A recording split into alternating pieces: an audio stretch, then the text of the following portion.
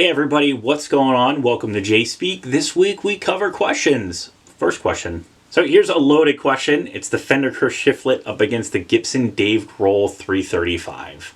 The comment was, it certainly doesn't sound like $3,000 of a difference between the two. And the questions are, how do they sound in the room? And how do they play compared to each other? So let's go with how they feel. The Shiflett is a Telecaster. It's a Fender through and through. It feels exactly like playing any other Fender Tele you've ever played. The Dave Grohl 335 feels like any other 335 you've ever played. It does have like a baseball neck though. So it would have to be the thicker, chunkier 50s neck on a 335 versus some of the slim taper stuff that they generally put out. Obviously, they sit a lot different. I personally really like Telecasters and 335s, so for me, they both feel very comparable to any other Telecaster or 335 I've played.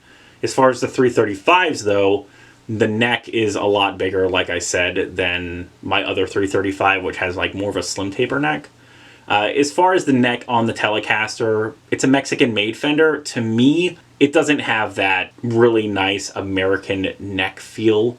It does feel like a Mexican-made Telecaster in that way, but the finish is flawless. You know, I really don't have a lot of complaints about the Shiflett Telecaster. I will say that I've had two of them over the years. I did swap the pickups and electronics in my most recent one, the Shoreline Gold, which I think is an awesome option. So with those upgrades, it definitely sounded better than the original, in my opinion. You know, how do they play? They play very similarly, like I said, to a regular 335 and a standard Telecaster. There's not a lot of debate there. A 335 Gibson feels a lot different than a Fender Telecaster, period. I honestly think it's kind of based on my mood, what I enjoy playing more, because again, a 335 just feels different than a Telecaster. The pickups in the 335, though, are pretty aggressive. Those Burstbucker 2 and 3 are a lot more aggressive than the standard Shiflett pickups that Fender puts in, and it's more aggressive than the ones I swapped it out for, which were the Memphis historic spec pickups by Gibson, but they don't have like that hair on them, so that's really different. You know, in the room, the Dave Grohl model has more hair on it, and it doesn't need amp gain to push the amplifier, whereas the Shiflett needs some gain from the amp to push it just because the pickups are different. But I think they're very cool. There's certainly not a $3,000 difference between them. I struggle to find a lot of amps and guitars where there's an actual $3,000 difference. Question 2. Now this is a loaded one, so it'll probably take up the rest of the time. Out of all the amps I've played and demoed, if I could choose one on an island, which one would it be? And we'll say it's one rig, head, cab, and guitar. I think my initial response is going to be the Friedman Twin Sister with a matching Friedman cab. You know, the guitar I'm not sure about, but the amp has got to be the Friedman Twin Sister. I loved the Friedman Dirty Shirley amp. Loved it. The only complaint I ever had about that amp was there's not more channels. And that's just because I am a channel pusher. That's just the way I was brought up. That's what I do. I like cleans on an amp, and I like the distortion from the power tubes and the preamp. I don't use a lot of dirt pedals in that regard, depending on the music I'm playing. I do like overdrives and dirts, however, I just prefer amp distortion. In recent years, there's definitely some distortion pedals that I think hold their own, and I'm not afraid to use them with an amp, either on a gain channel or on a clean channel, and being totally satisfied with that tone. It doesn't happen often, but it does happen.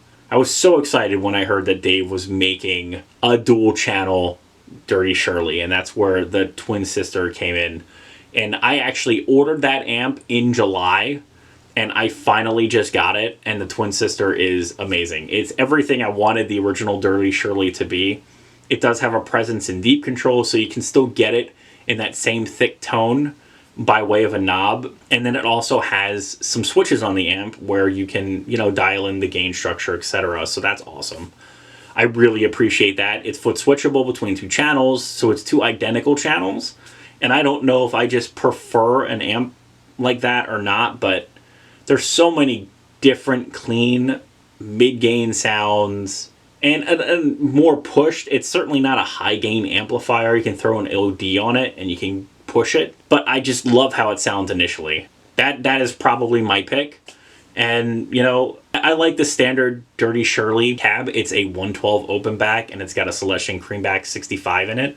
But I really like a Bogner 212 that mixes the V30 and the Creamback 65. That sounds awesome. And my custom cab has Alnico Cream speakers in it, and the amp sounds awesome with that too. So honestly, probably any 212 or 412 by Bogner or Friedman would be my choice.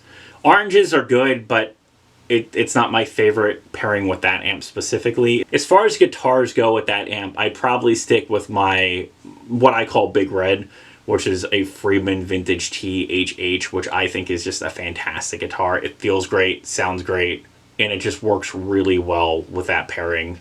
You know, if I picked a rock reverb, it probably wouldn't be that guitar. It would probably be the one I call the Unicorn, which is the Gibson 335. The twin sister, for sure, is the head I would go with, period. If you have any questions or comments, please leave them below. As always, thanks for watching. Remember to like, share, and subscribe. Many more videos to come. Don't miss one sub.